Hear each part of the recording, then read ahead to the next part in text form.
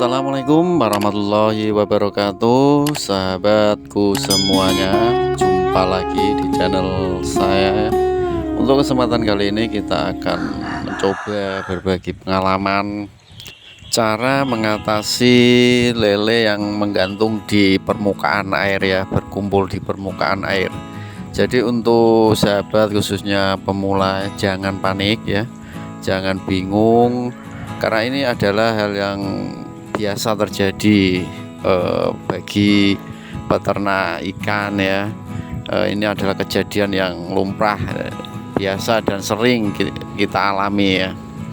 Jadi untuk tindakan pertama itu tadi ya, jangan panik, jangan terburu-buru ambil tindakan, dan sebaiknya kita menganalisa dulu ya. Kita lihat, kita analisa, sekaligus kita mengingat-ingat kejadian yang kemarin itu ada kejadian apa, karena penyebabnya itu banyak sekali ya untuk lele yang menggantung ini, karena ya tidak terduga ya, kemarin sehat dan sekarang tiba-tiba menggantung.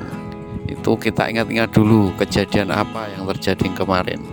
Apa mungkin kemarin hujan berhari-hari, atau mungkin dari faktor makanan atau kekenyangan, atau banyak sekali ya kejadian-kejadian yang sebelumnya terjadi. Itu kita analisa, kita ingat-ingat, baru kita menyimpulkan dan ambil tindakan. Jika hal ini terjadi misalnya ya, setelah kita memberi makan ya, semula itu baik-baik saja, namun setelah kita memberi makan, selang beberapa saat lele kita menggantung. Itu mungkin terjadi karena faktor makanan, dia ada sebagian yang kekenyangan. Dan jika kejadiannya seperti itu, sebaiknya kita tunggu saja ya beberapa jam. Mungkin setelah semua makanan di tubuh itu bisa tercerna oleh ikan itu, mungkin dia akan pulih ya. Karena tahu sendiri ikan yang lele itu termasuk ikan yang rakus ya, nggak kenal kenyang. Jadi akibatnya ya seperti ini. Kalau kekenyangan, dia tunggu dulu sampai semua makanan itu dapat dicerna, mungkin sampai beberapa jam, 3 jam atau berapa, nanti dia akan pulih. Dan khusus untuk kejadian ini kita telah menganalisa ya, ada beberapa sebab yang kita analisa kemungkinannya. Yang pertama yaitu karena kita lama ya ini belum ganti air, sudah hampir 1 bulan ya. Hampir 1 bulan itu kita cuma menguras sedikit-sedikit dan belum pernah ganti air atau ganti separuh, itu belum pernah. Jadi mungkin ini saatnya kita ganti air ya, karena kualitas airnya mungkin sudah buruk, karena seringnya turun hujan atau juga banyaknya amonia ya yang mengumpul di dasar, sehingga pH air pun tidak normal atau turun, atau pasokan oksigen di dalam air itu sangat minim, sehingga banyak ikan-ikan itu yang muncul di permukaan untuk bernafas, untuk mencari oksigen di permukaan air. Nah, tindakan yang harus kita lakukan untuk pertama ya, itu kita kuras ya, kita kuras separuh saja, jangan kuras habis. Kita kuras separuh, nanti kita isi lagi dengan air yang baru sampai dengan kondisi semula ya, semula air. Jadi kurasnya ini separuh saja ya. Nah, benar saja ini baunya sangat menyengat ya, bau amoniaknya. Ini yang mempengaruhi ikan-ikan itu tidak betah di dalam ya, karena oksigennya tentu sangat minim sekali, karena amoniaknya sudah terlalu banyak ini ya. Jadi setelah kita melakukan pengurasan separuh, kemudian kita isi ya, kita kembalikan pada ukuran semula, kita tambah air lagi separuhnya itu. Untuk pengisian airnya itu hendaknya seperti ini ya, tidak terlalu banyak ya, sedikit-sedikit ya, seperti ini, cukup diselang selang segini saja. Supaya apa? Supaya ikannya itu tidak shock ya dengan datangnya air yang baru. Sebab pH air yang baru ini juga suhunya itu berbeda ya dengan air yang semula ia tempati. Jadi biar ini pelan-pelan ikannya menyesuaikan ya. Dan dalam kondisi seperti ini sebaiknya itu ikan jangan dikasih makan dulu ya.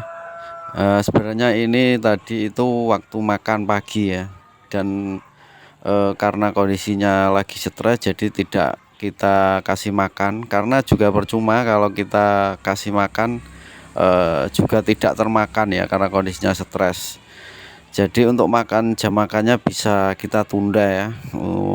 Nanti setelah pengisian selesai, proses selesai dan terlihat ikannya sudah pulih, baru nanti kita bisa coba kasih makan. Dan selanjutnya kita juga lakukan penggaraman ya, untuk mengurangi kadar asam, juga untuk menangkal ya bakteri seperti jamur karena datangnya air baru, supaya pH air stabil ya, untuk mengimbangi keasamannya, dan ikan pun bisa lekas sembuh dari stresnya. Itu juga ada daun pepaya ya untuk mengurangi stres. Dan juga kita kasih E4 ya, ini E4, dan kita sediakan ini E4 yang sudah aktif. Nanti ini juga kita kasih ya ke kolam untuk menambah bakteri baiknya, persiapan nanti jika dikasih makan supaya kotorannya itu sudah siap terurai oleh bakteri baik dari E4 ini.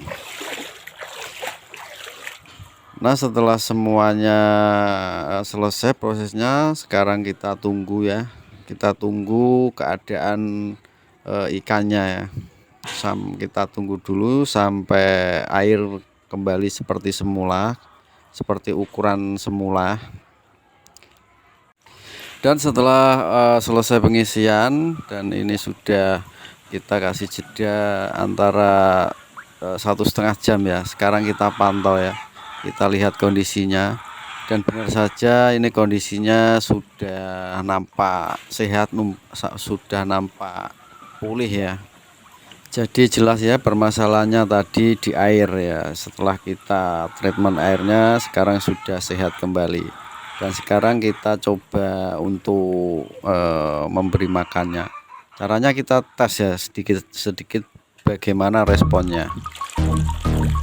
Nah, sekarang kita lihat responnya sangat agresif, artinya ikan ini sudah siap untuk kita beri makan. Dan sekaranglah waktunya kita bisa memberi makan. Seperti itu cara-cara ya yang sering kita pakai ya, yang sering kita lakukan, dan sangat mudah dan simpel, dan terbukti berhasil. Sampai di sini dulu berbagi pengalamannya ya.